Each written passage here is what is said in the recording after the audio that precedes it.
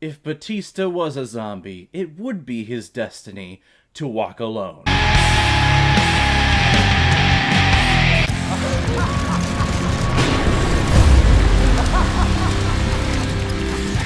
Army of the Dead, released in 2021 and is directed by Zack Snyder, who's given all of these films over the years that have to do with zombies and comic book characters that have caused no controversy at all. And this film is starring Dave Batista, Ella Purnell, Omari Hardwick, Anna de la Reguela, Theo Rossi, Nora Armazetter, and Hiroyuki Zanada. Las Vegas, Nevada is declared a no man's land after a genetic experiment escaped during transit and has caused the spread of a city-wide zombie virus. However, the rest of the country is doing okay because they were quick to block off all of Las Vegas from the outside world. So now 6 years later, one of the main operatives to close off Los Angeles, Scott Ward, played by Dave Batista, is approached to steal a whole bunch of money from one of the casinos. So Ward puts together a ragtag group of a bunch of misfits that have a bunch of guns and know exactly what they're doing. Oh, and his daughter. And they enter Zombieland Las Vegas, and chaos ensues. So this is Zack Snyder's first film after he left the set of Justice League back in 2017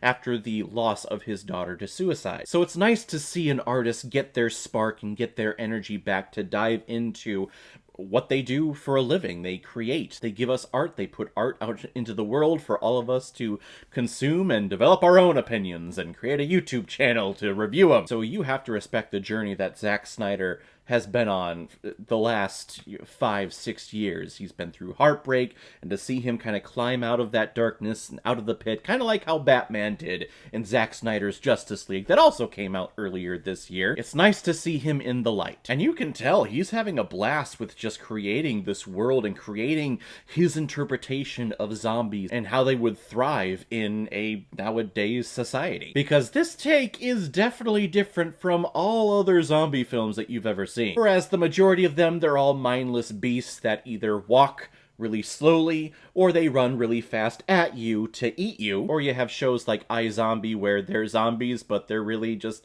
people living with brains, and they talk like normal. Here it's a weird mixture of both. There are things in this world called alpha zombies.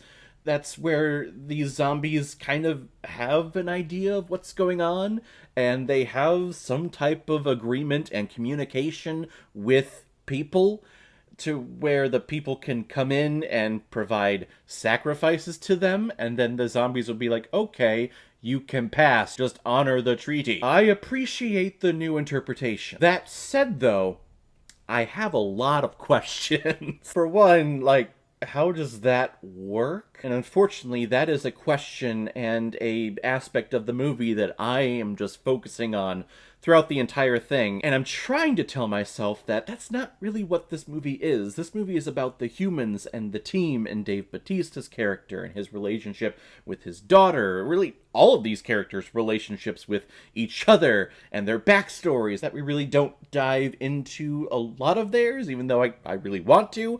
But it's really their movie. And when it gets to the zombies, we just have to accept, hey, they're there. The whys and hows of everything, let's just kind of put that on the back burner. Maybe we'll explore that down the road in another film if we do one in this universe, but just forget about that. Let's focus on Batista, which I'll be honest, was hard for me to do. And these characters that we get are, I'll be honest, are pretty stereotypical of a zombie film. We have the guy who has some personal attachment to the zombie apocalypse, so going back into Zombieland Las Vegas is really hard for him. But he's also the guy who can do really anything, and he's awesome. We have the sassy technician, the sassy pilot who has the coolest and funniest things to say, which I really enjoyed. We have the strange loner that seems to know a lot more about the zombies than everyone else. Like, a lot. Like, I was expecting a twist in here to be like, oh, are you actually one? Because you know a lot about them. And you have the characters who are just idiots who only care about money. And you have the idiot daughter or son of the lead actor who comes along and is doing it for the right, just reasons, not for the cash. And of course, they screw everything up. And that's not really a spoiler. If you watch this movie, you know exactly what's going to happen. This daughter says, I want to go along because a couple of my friends went in and they never came out. I want to see if I can protect them. And Batista's like, if you're gonna come, you're gonna stay by my side the entire time and you're not gonna leave. So there. Guess what happens?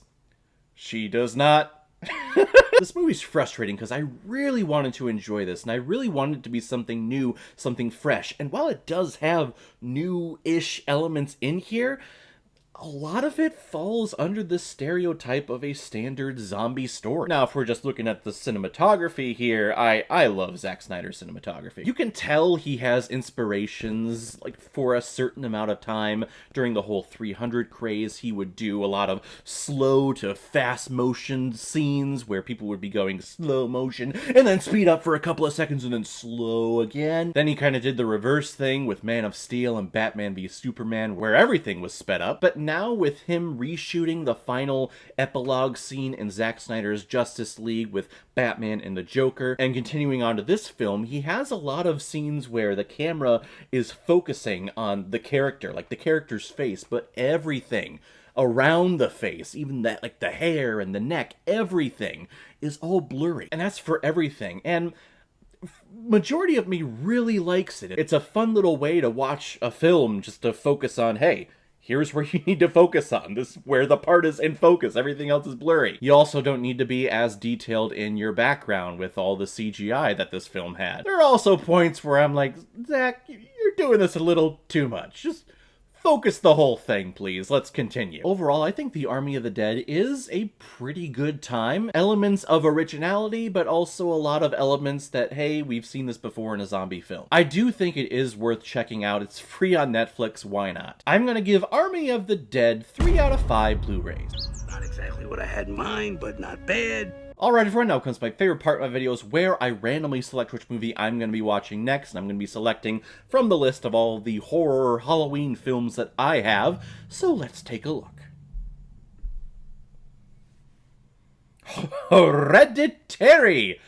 Oh boy. I've never seen this film, but I know it's from the director of Midsommar, which is a movie that I have seen, and to be honest, I have not stopped thinking about since last year. That movie fucked me up. And actually, I'm glad we're watching this because when it comes to horror, I feel like all the comments that I get or any conversations that I get into, it's always, hey, have you seen Hereditary? Oh, Hereditary was so scary. Have you seen it? Now, we can finally say we watched it. Why I'm saying we?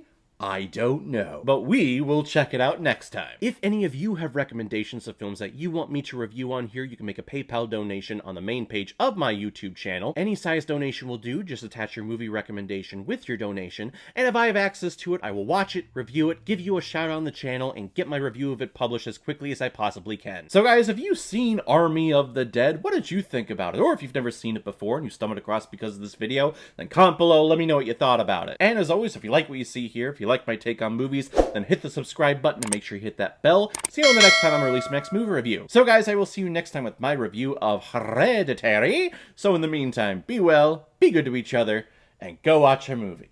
Take care, guys.